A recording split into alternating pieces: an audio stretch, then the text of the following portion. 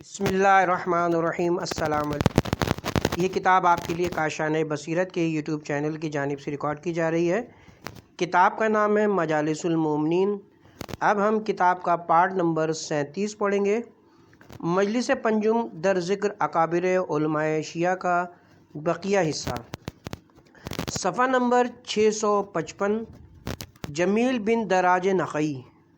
کتاب خلاصہ میں مذکور ہے جمیل بن دراج ہمارے شیخ اور ہمارے گروہ کے بزرگ اور سقہ تھے، اور وہ امام جعفر صادق و موسیٰ کاظم علیہم السلام کے اصحاب روایہ میں سے تھے۔ ان کے بھائی نوح بن دراج قاضی کوفہ بھی ہمارے اصحاب میں سے تھے اور حکومتی عہدے داروں سے اپنے مذہب کو چھپائے ہوئے تھے۔ جمیل بن دراج کی وفات امام علی رضا علیہ السلام کے عہد امامت میں ہوئی، اور وہ اپنے بھائی ایوب بن دراج سے عمر میں 1 سال بڑے تھے۔ انہوں نے حدیث میں کتاب تالیف کی تھی۔ مختار کشی میں عبداللہ بن مغیرہ سے روایت ہے، اس نے کہا امام جعفر صادق علیہ السلام نے اس آیت کو پڑھا، سورہ انعام آیت نمبر 89، آیت نمبر 89۔ اگر یہ لوگ اس کا انکار کریں تو ہم نے ایک قوم کو اس کے لیے مقرر کیا ہے جو اس کی منکر نہیں ہے۔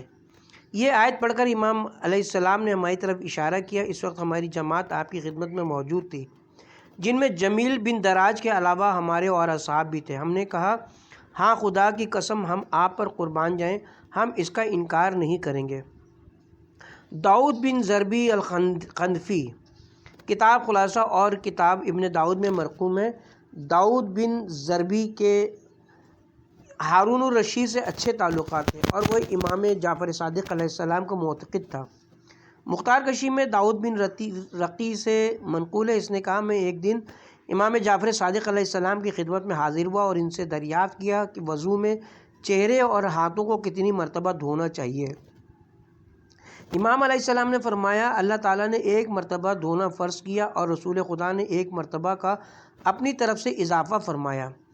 جو شخص 3 مرتبہ دھوئے اس کی نماز باطل ہے۔ ابھی ہم نے یہ گفتگو مکمل ہی کی تھی کہ داؤد بن ضربی امام علیہ السلام کے پاس آئے اور آتے ہی مکان کے ایک گوشے میں بیٹھ گئے، اور انہوں نے بھی امام علیہ السلام سے وہی مسئلہ پوچھا جو چند منٹ پہلے میں نے پوچھا تھا۔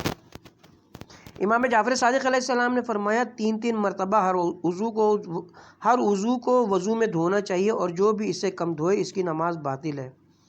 یہ متضاد گفتگو سن کر میرا وجود کانپنے لگا اور قریب تھا کہ شیطان مجھے گمراہ کر دیتا کہ اچانک امام علیہ السلام نے غضب کی نگاہ سے میری جانب دیکھا اور فرمایا، داؤد ہوش و حواس میں رہو، یہ حق و کفر اور گردنوں کے کٹنے کا مقام ہے۔ پھر ہم امام علیہ السلام کی خدمت سے اٹھ کر ابن ضربی کے مکان میں آئے، اور اس کا مکان منصور دوانقی عباسی کے باغ کے ساتھ ملحق تھا۔ اتفاق سے منصور دوانقی کو کسی مخبر نے یہ اطلاع دی تھی کہ ابن ضربی شیعہ ہے اور امام جعفر صادق علیہ السلام کے پاس آمد و رفت رکھتا ہے۔ منصور نے کہا تھا کہ میں امام جعفر صادق کے طریقۂ وضو کو جانتا ہوں، اور میں کسی مناسب موقع پر ابن ضربی کو وضو کرتا ہوا دیکھوں گا۔ اگر اس کا وضو امام جعفر صادق کے مطابق ہوا تو میں اسے قتل کرا دوں گا۔ اور آج جب ہم ابن ضربی کے مکان میں جا کر بیٹھے تو کچھ دیر بعد ابن ضربی نے وضو کیا، اور امام علیہ السلام کے فرمان کے مطابق اس نے اعضائے وضو کو 3 بار دھویا، اور ادھر باغ کی دیوار بن رہی تھی اور منصور اس کی تعمیر کا معائنہ کر رہا تھا۔ اس نے دیوار کے پاس کھڑے ہو کر جب ابن ضربی کے وضو کو دیکھا تو ایک غلام کو اس کے پاس بھیجا اور اسے حکم دیا کہ ابن ضربی کو ہمارے پاس لے آؤ۔ دروازے پر دستک ہوئی، جب ابن ضربی نے دروازہ کھولا تو منصور کے غلام نے اسے منصور کا حکم سنایا۔ ابن ضربی فوراً منصور کے پاس چلا گیا۔ اسے دیکھ کر منصور نے کہا، ابن ضربی مجھے تمہارے متعلق لوگوں نے بدگمان کرنے کی کوشش کی تھی، اور مجھے تمہارے متعلق یہ بتایا گیا تھا کہ تم مذہب شیعہ سے وابستہ ہو، چنانچہ میں ایک عرصے سے موقع کی طاق میں تھا۔ آج میں نے تجھے اپنی آنکھوں سے وضو کرتے ہوئے دیکھ لیا ہے، جس سے مجھے یقین ہو گیا ہے کہ مذکورہ بات غلط تھی، لہٰذا مجھے معاف کر دینا، میں تمہارے متعلق برا ارادہ رکھتا تھا۔ پھر اس نے ابن ضربی کے لیے 1 لاکھ درہم دینے کی ہدایت کی۔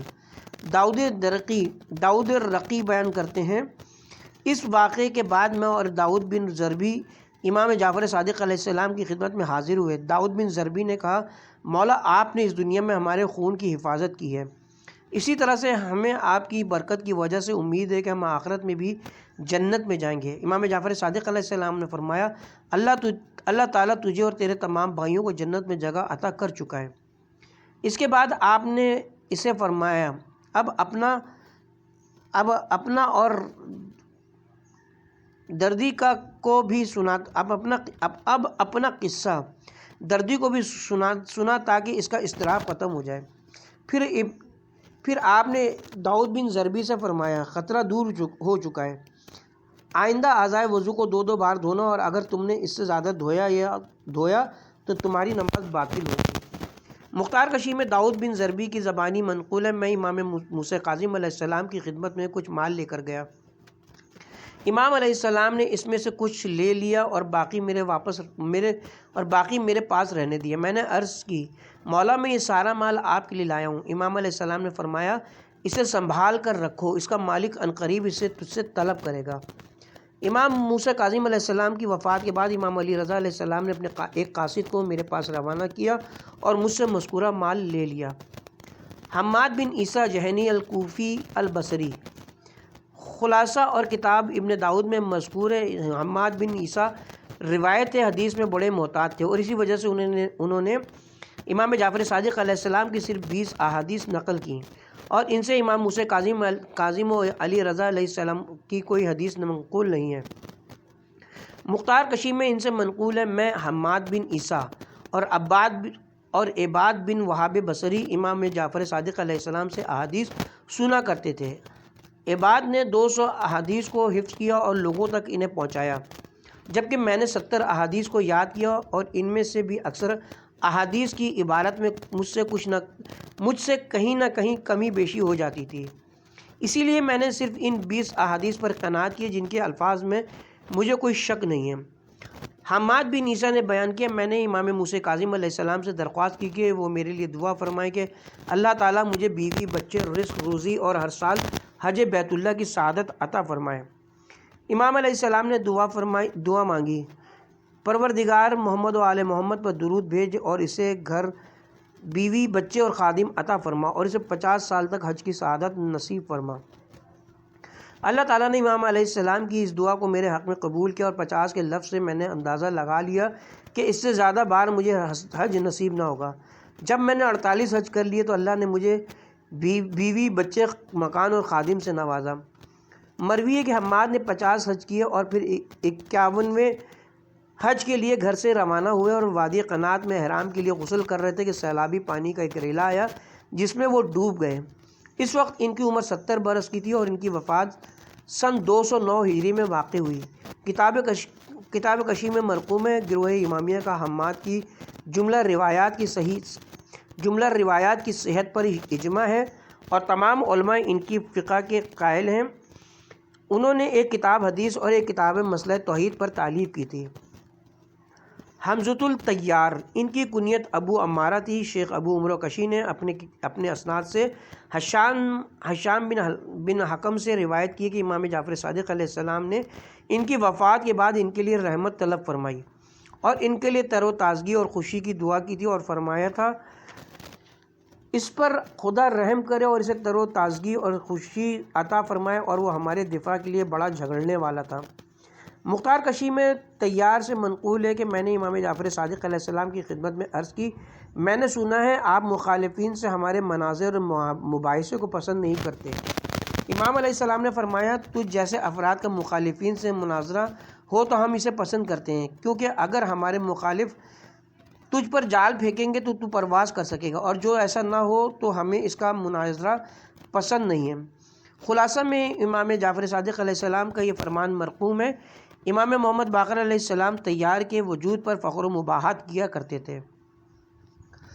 ابو الصبا ابراہیم بن نعیم الکنانی الکوفی، یہ بنی عبد قیس کے فرد تھے، کوفہ میں پیدا ہوئے اور بنی کنانہ کے محلے میں رہائش پذیر تھے، اسی وجہ سے انہیں کنانی کہا جاتا ہے۔ علامہ ہلی نے کتاب خلاصہ میں ان کی توثیق کی اور لکھا ہے کہ امام جعفر صادق علیہ السلام نے ان کے بارے میں کہا تھا تو ایک ترازو ہے جس کی تول میں کوئی کمی بیشی نہیں ہے۔ مختار کشی میں ابی الصبا سے مروی ہے کہ ایک دن صدیر میرے پاس آئے اور کہا زید بن علی تجھ سے اظہار برات کر چکا۔ یہ سن کر مجھے غصہ آیا اور میں نے اپنا لباس پہنا اور زید سے ملاقات کے لیے چلا گیا۔ جب میں اس کے دروازے پر پہنچا تو سلام کر کے کہا ابو الحسین، میں نے سنا ہے کہ تو یہ گمان کرتا ہے کہ ائمہ 4 ہیں جن میں سے 3 گزر گئے اور چوتھا وہ ہے جو تلوار لے کر قیام کرے گا۔ زید نے کہا جی ہاں، میں نے یہ کہا ہے۔ پھر میں نے اسے اس کے کچھ ایسے الفاظ یاد دلائے جو کہ اس نے امام محمد باقر علیہ السلام کے عہد امامت میں کہے تھے اور جن سے اس کے دعوے کی نفی ہوتی تھی۔ پھر میں اس کے پاس سے چل پڑا اور امام جعفر صادق علیہ السلام کی خدمت میں حاضر ہوا اور ان سے اپنی اور زید کی گفتگو نقل کی۔ امام جعفر صادق علیہ السلام نے فرمایا اگر خدا نے زید کو تلوار کے خروج سے مبتلا کر دیا تو اس کا نقصان یہ ہوگا کہ مستقبل میں جو تلوار بلند ہونی ہے اس کے متعلق لوگوں کو فیصلہ کرنے میں دقت ہوگی کہ ان تلواروں میں سے شمشیر حق کون سی ہے اور شمشیر باطل کون سی ہے۔ خدا کی قسم اس نے جو گمان کیا وہ حقیقت کے مطابق نہیں ہے۔ اگر اس نے خروج کیا تو قتل ہو جائے گا۔ جب میں خدمت امام سے واپس آیا تو مقام قادسیہ میں مجھے زید بن علی کے قتل کی اطلاع مل گئی۔ کتاب نجاشی میں مذکور ہے کہ اس نے حدیث میں ایک کتاب لکھی تھی، سورہ بن قلیب۔ خلاصہ میں مذکور ہے سورہ بن قلیب امام محمد باقر اور امام جعفر صادق علیہ السلام کے اصحاب میں سے تھے۔ مختار کشی میں مرقوم ہے کہ زید بن علی نے ان سے کہا تھا سورہ تمہیں کیسے پتہ چلا کہ امام جعفر صادق ہی امام حق ہیں؟ سورہ نے کہا ہم ان سے قبل آپ کے بھائی محمد باقر علیہ السلام سے مسائل دین کا استفادہ کیا کرتے تھے اور وہ ہر مسئلے کا جواب قرآن و حدیث سے دیتے تھے، اور جب ان کی وفات ہو گئی تو ہم نے تمہارے تمام اکابر سے استفادہ کرنے کی کوشش کی اور ہم نے آپ سے بھی استفادہ حاصل کرنے کی کوشش کی، لیکن تم میں سے کسی نے بھی جواب میں مطمئن نہ کیا تو ہم نے امام جعفر صادق علیہ السلام کی طرف رجوع کیا تو انہوں نے اپنے والد ماجد کی طرح سے ہمیں اچھی طرح سے مطمئن کیا۔ زید بن علی نے مسکرا کر کہا تو نے سچ کہا، امیر المومنین علیہ السلام کی کتابیں انہی کے پاس ہیں۔ معلّہ بن خنیس الکوفی امام جعفر صادق علیہ السلام کے آزاد کردہ غلام تھے اور آپ نے انہیں اہل جنت کا ایک فرد شمار کیا تھا۔ انہوں نے لوگوں کو بنی عباس کی مخالفت پر اکسایا اور نفس زکیہ محمد بن علی کی حمایت کی۔ داؤد بن علی عباسی نے انہیں گرفتار کر کے قتل کر دیا اور ان کی لاش کو سلیب پر لٹکا دیا۔ معلّہ نے شہادت سے پہلے لوگوں کو گواہ بنا کر وصیت کی تھی کہ ان کے مرنے کے بعد ان کا تمام ترکہ امام جعفر صادق علیہ السلام کی ملکیت ہوگا۔ شیخ ابو جعفر طوسی نے کتاب غیبت میں تحریر فرمایا معلّہ بن خنیس امام جعفر صادق علیہ السلام کے وکلاء میں سے تھے اور امام کو ان سے از حد پیار تھا اور وہ حضرت کے فرمان کے مطابق عمل کرتے تھے۔ جب امام جعفر صادق علیہ السلام نے ان کی شہادت کی خبر سنی تو آپ کو شدید صدمہ ہوا اور داؤد سے کہا داؤد تو نے میرے وکیل کو جو کہ مال و عیال کا امین تھا کیوں قتل کیا؟ اللہ تعالیٰ تجھے ہرگز معاف نہیں کرے گا۔ واضح رہے معلّہ نے امام جعفر صادق علیہ السلام سے نوروز کی فضیلت اور اس کے مستحب اعمال کی روایت کی ہے، اور اس روایت میں انہوں نے امام صادق علیہ السلام کی زبانی یہ کہا کہ اس دن حضرت رسول خدا نے حضرت علی کو جنات کے پاس تبلیغ دین کے لیے روانہ کیا تھا اور حضرت علی نے ان سے عہد و میثاق لیا۔ مذکورہ روایت کو کچھ نواسب نے محال قرار دیا اور بعض نے اس روایت میں اپنی طرف سے یہ اضافہ کیا کہ حضرت علی نے قوم جنات سے جنگ کی اور کچھ جنوں کو قتل کیا۔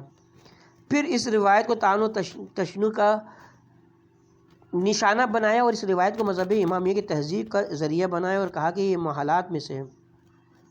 شیخ اجل عبد الجلیل رازی نے ان نواسب کا جواب دیتے ہوئے فرمایا ان نواسب کو آج تک یہ پتہ نہیں چلا کہ جنات بھی انسانوں کی طرح سے شریعت و احکام کے مکلف ہیں۔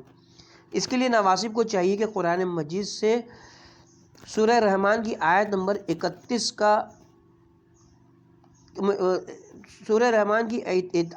31 تلاوت کریں، اور خاص طور پر انہیں سورہ جن کی یہ آیت ضرور پڑھنی چاہیے۔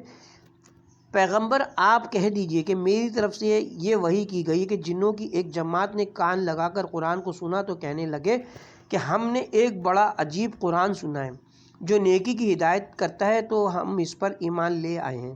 سورہ جن آیت نمبر 1 اور 2۔ ایک اور مقام پر اللہ تعالیٰ نے جنات کو انسانوں سے مقدم رکھتے ہوئے فرمایا اے گروہ جن، کیا تمہارے پاس تم میں سے رسول نہیں آئے تھے جو تم پر میری آیات کو تلاوت کرتے اور تمہیں اس دن کی حاضری سے خبردار کرتے؟ سورہ انعام آیت نمبر 130۔ یہ خطاب قیامت کو ہوگا، اور اس آیت مجیدہ سے معلوم ہوتا ہے کہ جنات بھی شریعت کے مکلف ہیں، اور حضرت محمد مصطفیٰ صلی اللہ علیہ وآلہ وسلم ان کے نبی ہیں۔ ان میں سے کچھ مومن ہیں اور کچھ کافر ہیں، اور یہ بات بھی واضح ہے کہ کتاب اور شمشیر دونوں لازم و ملزوم ہیں۔ جب وہ کتاب کے مخاطب ہیں تو وہ شمشیر کی صلاحیت بھی رکھتے ہیں۔ اگر حضرت سلمان جنات پر حکومت کر سکتے ہیں اور ان کے وزیر آصف ان پر حکم چلا سکتے ہیں، تو محمد مصطفیٰ سلمان سے افضل ہے اور حضرت علی آصف سے افضل ہے۔ اسی لیے حضرت محمد مصطفیٰ جنات پر حکومت کیوں نہیں کر سکتے اور حضرت علی جنات پر تلوار کیوں نہیں چلا سکتے؟ علاوہ ازیں قرآن مجید میں اللہ تعالیٰ نے بیان کیا اور باقی جنات زنجیروں میں جکڑے ہوئے تھے۔ سورہ صاد آیت نمبر 38۔ جب سلمان علیہ السلام جنات کو قید کر سکتے تو علی مرتضیٰ ان کے ساتھ جہاد کیوں نہیں کر سکتے؟ اگر اس مقام پر کوئی ناسبی یہ کہے کہ جنات اجسام لطیف رکھتے ہیں، ان پر تلوار و نیزہ اثر نہیں کر سکتا، تو اس کے جواب میں ہم یہ کہیں گے کہ یہ بھی ان کی خام خیالی ہے۔ اگر آپ جنگ بدر کے حالات پڑھیں تو آپ کو معلوم ہوگا کہ رسول اکرم نے جبرائیل امین کو جنگ بدر میں دیکھا کہ وہ گھوڑے پر سوار تھے اور ان کے ہاتھ میں نیزہ تھا۔ رسول اکرم صلی اللہ علیہ وسلم نے ان سے پوچھا، جبرائیل آپ کہاں سے آ رہے ہیں؟ جبرائیل امین نے عرض کی، ابلیس ملعون ابو جہل کے پاس کھڑا تھا اور انہیں جنگ کی ابلیس ملعون ابو جہل کے پاس کھڑا تھا اور انہیں جنگ کی ترغیب دے رہا تھا۔ میں نے اس کے پیچھے اپنا گھوڑا لگایا اور وہ مجھے دیکھ کر بھاگ کھڑا ہوا۔ میں نے بحر عمان تک اس کا تعاقب کیا۔ اس نے مجھے کہا، کیا مجھے وقت معلوم تک مہلت نہیں دی گئی تھی؟ میں نے کہا، کیوں نہیں، خدا وعدہ خلافی نہیں کرتا، لیکن میں چاہتا ہوں کہ تجھے ایسا زخم رسید کروں جس کا درد تجھے قیامت تک محسوس ہوتا رہے۔ شیطان ڈر گیا اور اس نے سمندر میں غوطہ لگا لیا اور میں وہاں سے آپ کی خدمت میں آیا ہوں۔ اس واقعے کو مفسرین و مورخین نے اپنی کتب تفسیر اور تاریخ میں رقم کیا، اور قرآن مجید میں بھی اس واقعے کی طرف اشارہ موجود ہے۔ جب دونوں گروہ آمنے سامنے ہوئے تو وہ ایڑیوں کے بل پیچھے ہٹ گئے۔ سورہ انفال آیت نمبر 48۔ مذہب اہل سنت کی معتبر کتاب تفسیر ثعلبی میں مذکور ہے کہ ابلیس جنگ بدر کے دن سراقہ بن مالک بن حسیم کی صورت میں نمودار ہوا تھا۔ اب اگر جنات جسم لطیف رکھتے ہیں اور ان پر تلوار و نیزہ میسر نہیں، تو جبرائیل امین کے نیزے کو دیکھ کر ابلیس کیوں بھاگ گیا تھا جبکہ وہ بھی جن تھا؟ اگر حضرت جبریل کا نیزہ جنات کو زخمی کر سکتے تو اگر حضرت جبریل کا نیزہ جنات کو زخمی کر سکتا ہے تو حضرت علی تو جبریل امین کے مخدوم ہیں، ان کی تلوار ذوالفقار جنات کو قتل کیوں نہیں کر سکتی؟ اگر ناسبی علی کے جہاد کو ماننے پر آمادہ نہ ہو تو انہیں چاہیے کہ جبرائیل علیہ السلام کے واقعے کا بھی انکار کر دے اور حضرت سلمان کی قید کا بھی انکار کر دیں۔ یونس بن یعقوب بن قیس البجلی الدہنی کتاب خلاصہ میں مرقوم ہے کہ شیخ طوسی رحمۃ اللہ علیہ نے ان کی توثیق کی اور انہیں عادل کہا۔ شیخ نجاشی لکھتے ہیں، یونس بن یعقوب امام جعفر صادق اور امام موسیٰ کاظم علیہ السلام کے مقرب خاص تھے، اور وہ امام موسیٰ کاظم علیہ السلام کے وکیل تھے، اور امام علی رضا علیہ السلام کے عہد امامت میں مدینہ میں فوت ہوئے، اور امام علی رضا علیہ السلام نے ان کی تجہیز و تکوین کے امور سر انجام دیے۔ یونس پہلے عبداللہ بن امام جعفر صادق کی امامت کے قائل تھے، بعد میں حقائق واضح ہونے کے بعد امام موسیٰ کاظم علیہ السلام کی امامت پر ایمان لائے تھے۔ مختار کشی میں مذکور ہے، جب مدینہ طیبہ میں یونس بن یعقوب کی وفات ہوئی تو امام علی رضا علیہ السلام نے ان کی تجہیز و تکوین کا حکم جاری کیا اور ان کے لیے کافور و کفن روانہ کیا، اور اپنے تمام غلاموں کو حکم دیا کہ ان کے جنازے میں شرکت کریں، اور فرمایا، یونس اگرچہ عراقی تھے لیکن اب میرے جد طاہر جعفر صادق کے عقیدت مند تھے، اسی لیے انہیں بقیع میں دفن کیا جائے، اور اگر اہل مدینہ انہیں دفن ہونے سے اس لیے روکیں کہ وہ عراقی تھے تو تم ان سے کہنا یونس امام جعفر صادق علیہ السلام کے غلام تھے۔ اگر آج تم نے انہیں دفن نہ ہونے دیا تو ہم بھی آئندہ تمہارے کسی غلام کو بقیع میں دفن نہ ہونے دیں گے۔ پھر آپ نے ان کے جنازے کے لیے بغداد کے ایک فاضل شیعہ کو روانہ کیا، جس نے ان کا جنازہ پڑھایا۔ مختار کشمیری کے صفوان بن یحییٰ نے امام علی رضا علیہ السلام سے عرض کی، میں آپ پر قربان جاؤں، آپ نے یونس کی تجدید و تکوین کے لیے جو خصوصی توجہ کی ہے میں اس پر بہت خوش ہوا ہوں۔ امام علی رضا علیہ السلام نے فرمایا، تم اس کے مقدر کی خوبی کو ملاحظہ کرو کہ وہ عراق سے پیغمبر کی ہمسائیگی میں آ گیا۔ یونس سے روایت ہے کہ میں نے امام جعفر صادق علیہ السلام کی خدمت میں ایک عریضہ روانہ کیا جس میں میں نے استدعا کی کہ آپ میرے حق میں دعا فرمائیں کہ میں اللہ کے دین کے مددگاروں میں سے قرار پاؤں۔ امام علیہ السلام نے میری درخواست کا کوئی جواب نہ دیا، جس کی وجہ سے میں غمگین ہو گیا۔ چند دنوں کے بعد امام علیہ السلام کے ایک اور ساتھی نے مجھے بتایا کہ میں نے بھی امام علیہ السلام سے وہی درخواست کی تھی جو تم نے کی۔ امام علیہ السلام نے جواب میں یہ الفاظ تحریر فرمائے، خدا تجھ پر رحم کرے، بعض اوقات اللہ تعالیٰ کسی بدترین فرض سے بھی دین کی خدمت کرا دیتا ہے۔ معاویہ بن عمار الدہنی، ذہبی نے کاشف میں لکھا ہے، دہن قبیلہ بجیلہ کی ایک ذیلی شاخ ہے اور اس لفظ کو تحریک سے بھی پڑھا جاتا ہے۔ دہن، اس نے امام جعفر صادق علیہ السلام سے روایت کی تھی۔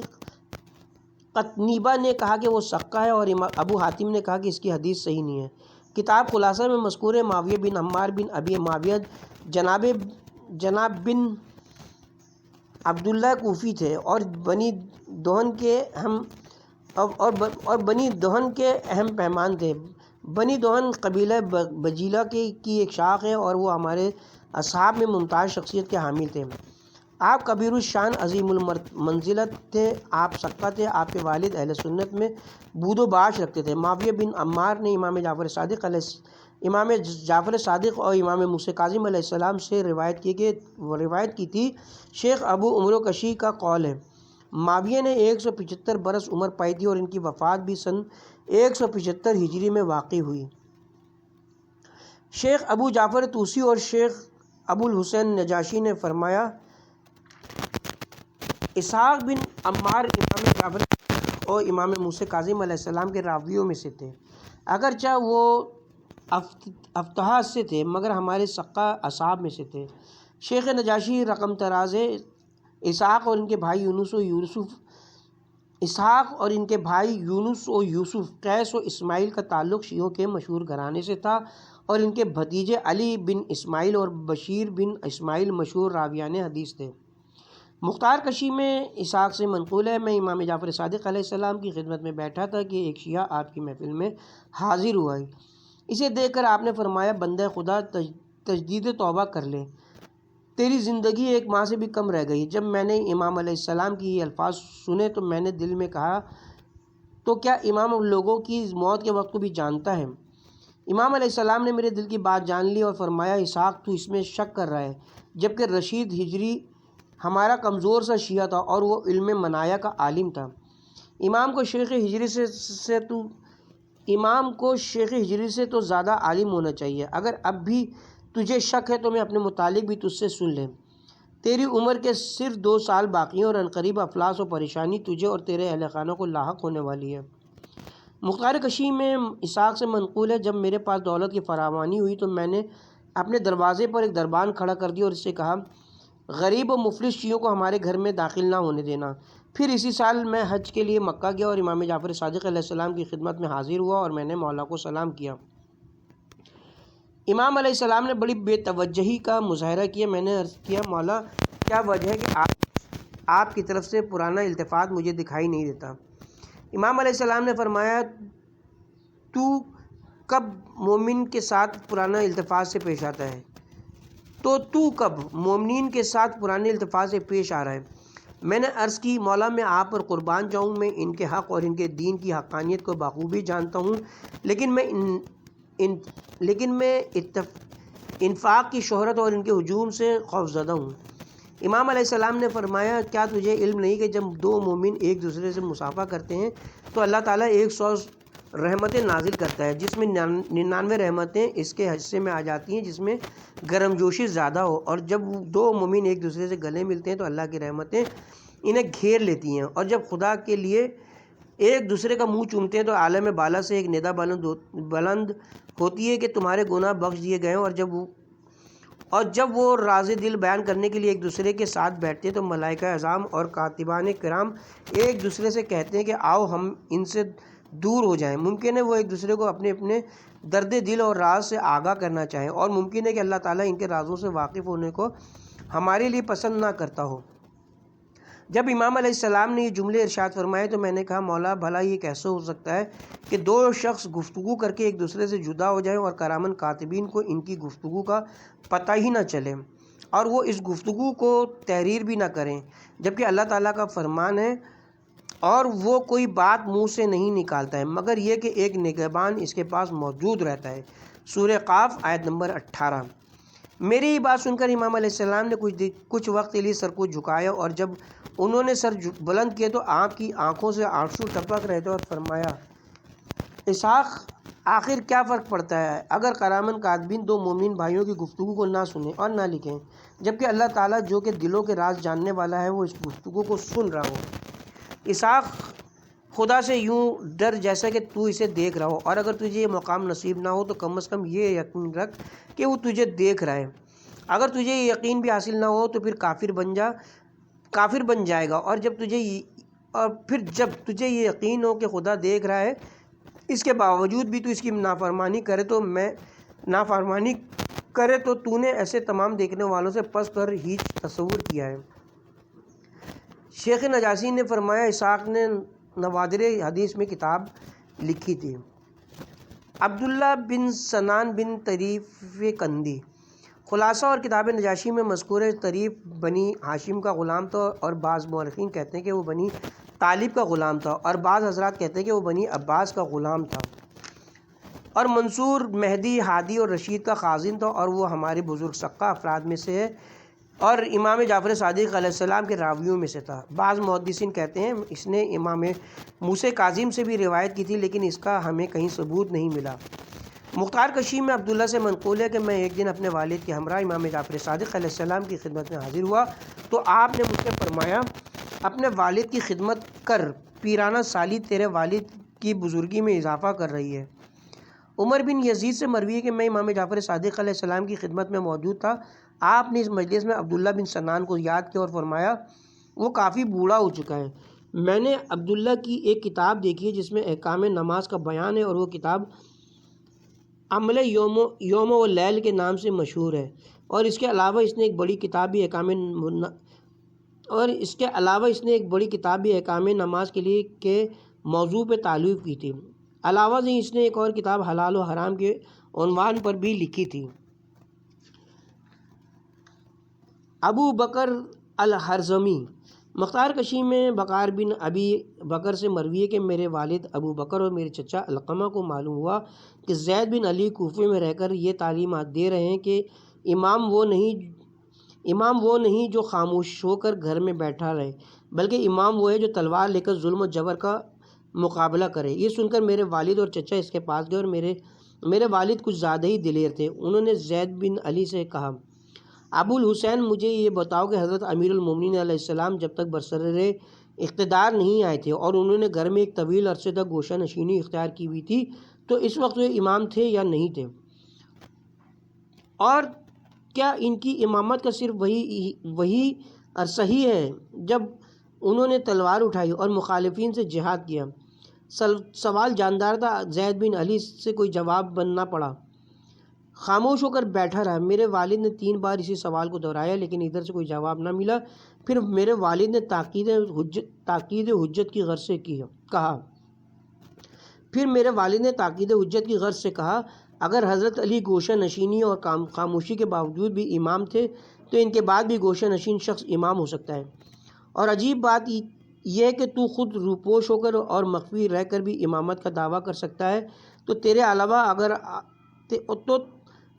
علاوہ اگر امامت کا حقیقی وارث خاموش رہے تو وہ امام کیوں نہیں ہو سکتا؟ مختار کشی میں عمرو بن الیاس سے مروی ہے کہ میں اپنے والد الیاس بن عمرو کے ساتھ ابو بکر حضرمی کی عیادت کے لیے گیا، اور اتفاق یہ کہ جب ہم پہنچے تو اس پر نزع کا عالم طاری تھا۔ اس نے میرے والد کو دیکھ کر کہا الیاس یہ وقت جھوٹ بولنے کا نہیں ہے، میں گواہی دیتا ہوں کہ امام جعفر صادق علیہ السلام نے فرمایا تھا، یعنی جو شخص مذہب امامیہ پہ مر گیا تو اسے دوزخ کی آگ مس نہیں کرے گی۔ دوسری روایت میں اس نے کہا، میں امام جعفر صادق علیہ السلام کے متعلق گواہی دیتا ہوں، انہوں نے کہا تھا کہ تم میں سے کوئی بھی دوزخ میں نہیں جائے گا۔ اس کے ساتھ ہی یہاں پہ پارٹ نمبر 37 کا اختتام کرتے ہیں۔